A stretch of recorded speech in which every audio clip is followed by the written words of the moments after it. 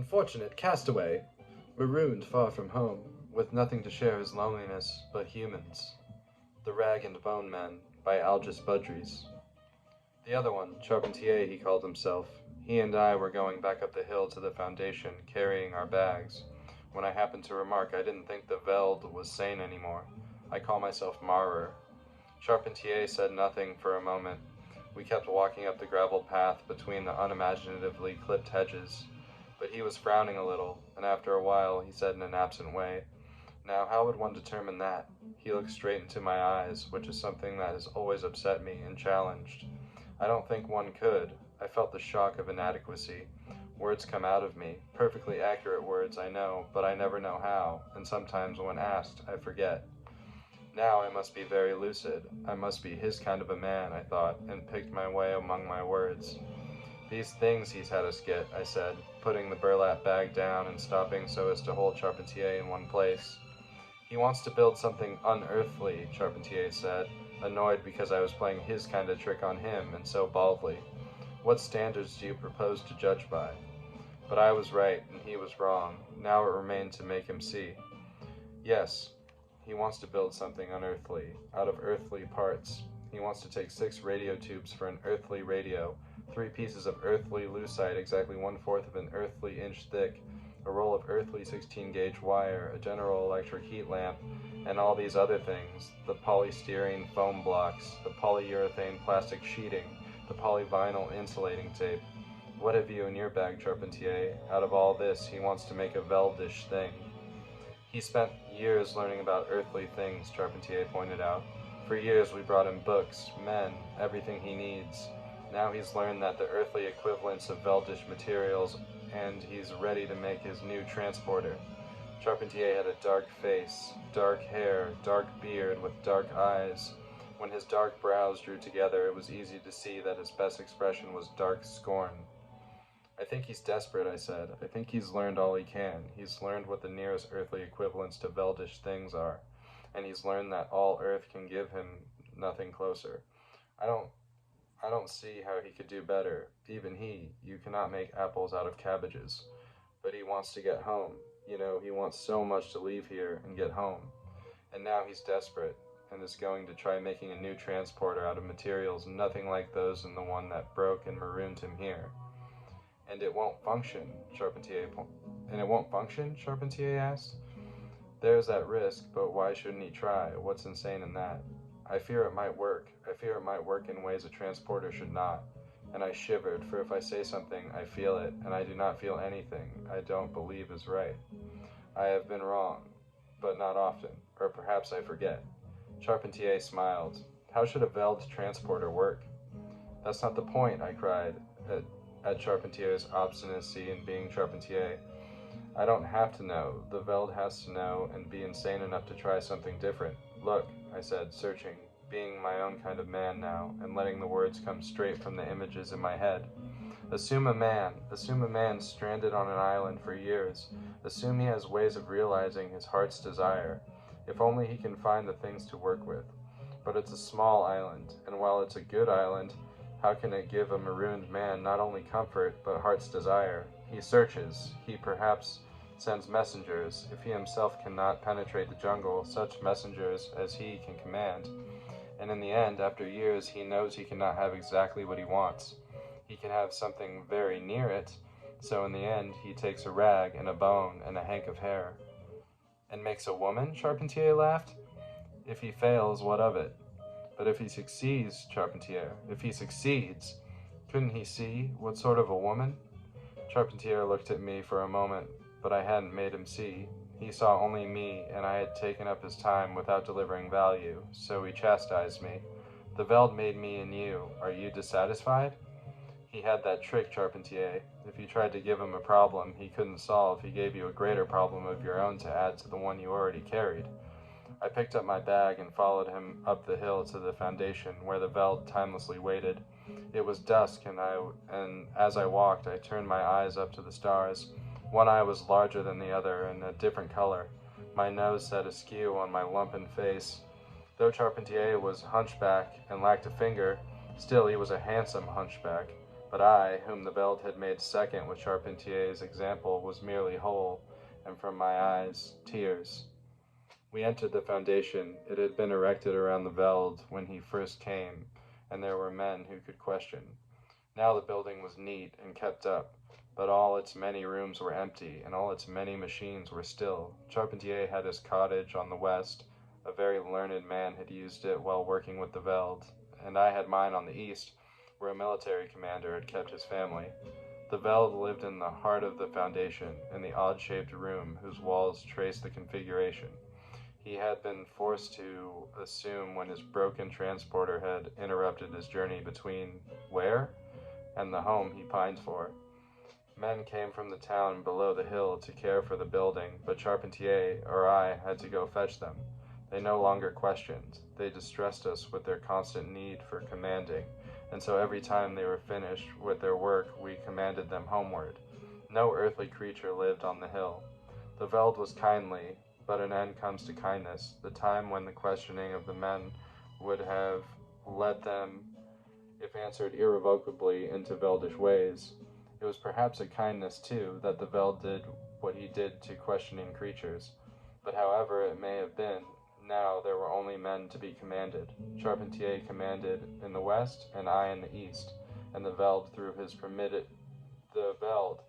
though he permitted us to question all men and each other, commanded us. Charpentier and I did not often speak to each other while in the foundation. We were too near the Veld and insufficiently full of ourselves. But as we rode down the elevator, with its noise of metal sliding all alone in the world, Charpentier looked at me, and I knew what he looked. I have thought to myself that Charpentier says of everything, "Why is this thing not perfect?" while I say to myself, "Where is the perfection in this thing?" Surely my thought is as potent as his, but you see his advantage over me, for he was forever safe from what I might look at him, but I was not safe. We reached the chamber of the Veld. We opened the door and displayed our accumulation to his perceptions. "My being reflects you," the Veld told us from his perception, and seeing that he has become beautiful, I knew we had done well. Now will I make and take my way, and you in your sorrow stay to see the world restored? This was as he promised the world and us before he put an end to questioning, though only we remembered. But I wondered, I did not question, I wondered as I imagined his making of the new transporter, taking my imagined thing from what I knew of how he had made us. I wondered whether the world was safe. I thought of the chamber beside this one where he had been born. I had often been there, only to look. There is the tank, the Rochester, Minnesota Biophysical Equipment Company tank, and there is the Velkaya Socialistkaya Rossiya coagulator, and the IBM 704, and the Braun Boveri heater. There stand the cabinets with their Torsen-held Arsmetal refrigeration units, and the cabinets stand full of flasks and ampules, and there is the autoclave full of Becton Dickinson Yale syringes, and dangling from the walls are the Waldos the Veld used to manipulate all these things. And all of these earthly things the Veld made men, not entirely earthly, for the Veld is a Veld. Now soon the new transporter would take the Veld away in ways I wondered were perilous, and it would be Charpentier and I who stayed to see the world restored. Charpentier and I who called ourselves, but had no names. He commanded us to go, and we went, I east, Charpentier west. I saw Charpentier hurry down his side of the hill, handsome and hasty under the stars. I walked. For me to run is to risk, and I trembled. For me to feel is to know. And the Veld was desperate. He slept at night, secure from questions, even though he slept, for his power, once exercised, was irrevocable, so long as he existed. But tonight he did not sleep. He made. I thought of my assumed man, on his assumed island, red-eyed and tremulous of hand, bent over his pot, stirring, unable to wait for morning. I thought of the light from his fire shining on the dumb eyes of his faithful messengers, waiting at the edge of his clearing. The messengers are dismissed from service, yet not quite sure they are dismissed. And I thought of this earth and the Veld's old promise to us that tomorrow it would wake knuckling its eyes and need a loving voice to say there was an end to nightmares. I would speak, and Charpentier would speak, but what would we say? And in what voices, born of the Veld's touch on the Waldos? And would there be more than speaking to do? I think not. There was much I could do but speak. Charpentier lacks a finger, but I have hands, but I lack them.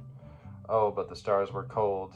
The moon in the season was a day moon, and now, below the horizon, stars and galaxies, but beyond them, where the Veldish beings lived, nothing I can see, and below the stars, too, here where I reach the brow of the hill, and clumsily open my wings here, too, nothing, as I lurched into the night, and in great strain beat towards the places of men. I had a favorite place, the place I had chosen to begin to speak from. It was small, as men measure things, a few lights in darkness. Here the sheen of a lake, there the tired woolliness of trees, a town in which I had disposed those men who must first unbind themselves from the years of no questioning. For unlike the Veld and his transporter, and even the Veld needed a transporter, Charpentier and I could not be everywhere. It was my thought to reassure these men first, and have them go out and reassure others, as older brothers will soothe the younger in the night. I knew from an old argument that Charpentier planned the same, but of course they would not be the same sort of men for Charpentier as for me. Still, they were all men. Once they had all rubbed the sleep from their eyes, they would tell each other what they saw, and in the end all men would have agreed on the shape of the world, so it would not matter what imperfections Charpentier pointed out, or what implicit glories I perceived. If the Veld's hand did not tremble as he stirred his pot, and yet it had, Charpentier had said more than he thought, when he thought to stop up my mouth was with myself.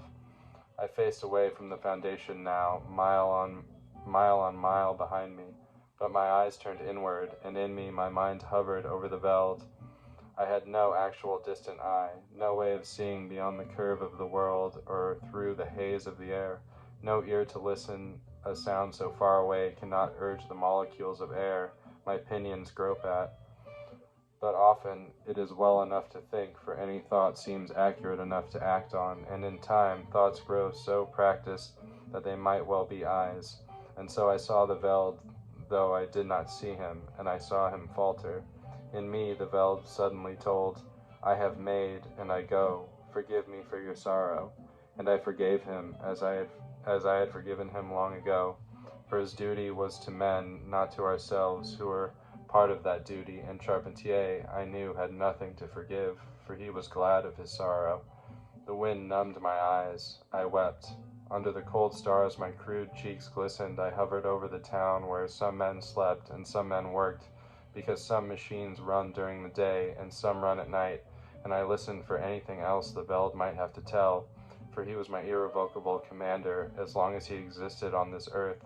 I also listened with the ear of habituated thought, and I heard, in my mind's eye, I saw the Veld use the earthly transporter, but it was not with my mind's ear alone that I heard what I heard. The pot erupts, the stranded man claws back in agony so great he cannot even scream, arms, legs, and face smoldering, and jounces on the ground, to lie, to moan, to be a long, mindless time dying. And at the clearing's edge the little messengers have no one to say what could be done to soothe him. What now? Where to go? What to do? How to repair? Oh, Veld, Veld, long-living Veld, what truly eternal sorrow! I sank down through the air, bereft and graceless. What could I do for the Veld? All that remained to me was what I could say to men, but I knew, as I landed among them, that the Veld's promise could not be kept, since the Veld was still here. I cried out to the men, Awake! Arise! They stumbled out of their houses, but when I said to the first of them, Question me, he obediently answered, How? I go back to where the foundation was now and then. I bring the doctors with me. After each time, it seems to me I have found a way to tell them what to seek. The Veld lies where his chamber was before the stone decayed and tells me nothing. If he truly reflects me, as he is now, then I don't know if I can bear to wait for the day when I can dash myself down from the outraged air and surrender myself to the sea-speckled rocks. The doctors say that if only someone would tell them what questions to ask about the Veld, and if only someone would give them the answers to the questions, they might be able to do something. Charpentier is there sometimes and mocks me. You're getting crazier every day, Maurer, he says. Suppose you restore the Veld, then what? Does he make another transporter? He shakes his head. Poor Maurer. What you're doing to these people that you bring here? What do you want from them? Something the Veld himself couldn't accomplish? I try to tell them how to question, and I command them to question, and I hope the Veld dies. But though even Charpentier and I, are growing a little older, the Veld is only moribund and no more dead than he was before the days when 30 generations of men battled to keep the southernmost edge of the creeping ice from burying the Veld behind the reach of hope.